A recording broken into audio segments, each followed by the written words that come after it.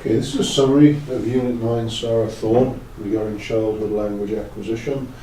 She breaks down the discourse into theories, social interaction, stages of development, and then she adds a checklist of features to watch out for. So with the theories, she starts off by looking at the behaviouralists. In other words, our language develops by imitating others, and by interacting with others, that interaction reinforces patterns of speech that we wouldn't otherwise have. She then talks about the cognitive theorists, people like Bruner and Piaget, who say that we can only use language once we've understood the concept. So until you understand the concept of a past or a present or a future, you can't do tenses. She also talks about the nativists, like Chomsky, who say that language is innate. And then she sums up by looking at people who say that language can only be developed by interaction. So that interaction with others is very important.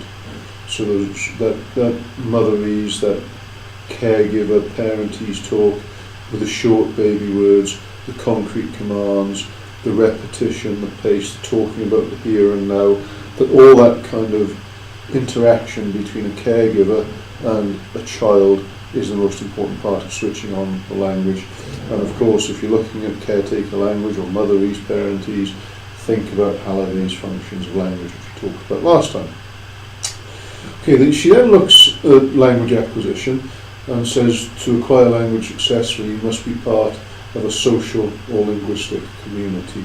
It's fine having that language acquisition device, but unless you're part of a social and linguistic community, your language development will not occur.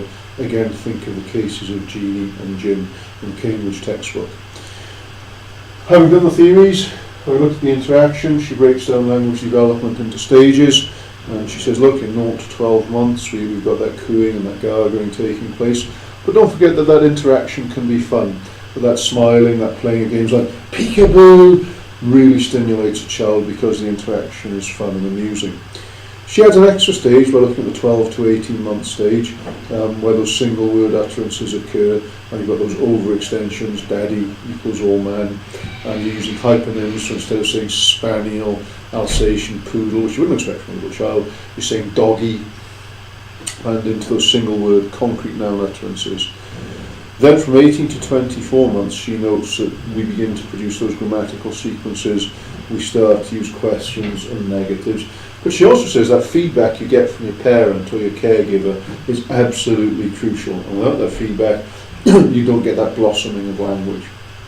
Then the 2 to 3 year old stage will begin to function telegraphically, those short 3 or 4 word sentences with the very primary, critical, most important lexical words, a noun, a verb, and simple 3 or 4 word expressions. And we're also then at that age expanding our vocabulary massively, and we're beginning to initiate talk. So we begin to start talking ourselves. We begin to be inventive. We begin to create new words. For example, buffalosaurus, 4x off-roader, tipping bronco. So you're making up words yourself when you're getting into those longer utterances. You're starting to use auxiliaries like will and can. You're starting to use the modals, and you're starting to repair the breakdowns yourself. And those breakdowns come from repetition. So you say something's incorrect, me go to park, mum or dad might say, no, you went to the park, or me went to the park. So children are beginning to repair their conversations by repeating what parents or caregivers are saying to them. So 3 years onwards, our language is becoming more fluent and more sophisticated. We understand time, so we understand how to use tenses, more auxiliaries, more negatives, more normal use of the non-fluency features, and those non-fluency features, as we've shown in the past papers, they begin to fall at the end of where a sentence is grammatically uttered. She then sums up by saying that there are certain types of childhood language. There's the monologue, where you're chitter-chattering away to yourself. There's sustaining an extended term, when you're talking to a parent and that extended term comes. And then there's the dialogue as you get a little bit older, and where you're beginning to repeat, where the parent is repeating to you, where they're asking closed, direct questions. And the dialogue is based on immediate events, the here and now. You don't have a dialogue with a 3-year-old based on astrophysics or telemetry. It's too theoretical and too abstract. The dialogue will be based on what's happening now and what the child is currently experiencing. If you flip back to Piaget, it's kind of that sensory motor stage, that egocentricness, where everything's about the child and what's happening now. Okay, and to sum up, she develops a lengthy checklist of features to look out for. So I've tried to slim this down a bit and said, look, whatever you're doing, check out the following. Remember the register. Check out the mode. It's mostly going to be spoken. Check out the manner. What's the relationship like between people? What's the interaction like? And check out the field. What's the topic of conversation? What are the caregiver and the child talking about? Look at the lexis. Are there proto-words, those babble-gabble words only a parent or a caregiver will understand, like woogly-googly? I mean, woogly-googly could be anything, but a parent or a caretaker will understand that applies to a specific object. Are those early words there that are hard to understand? Is the vowel reduplication there?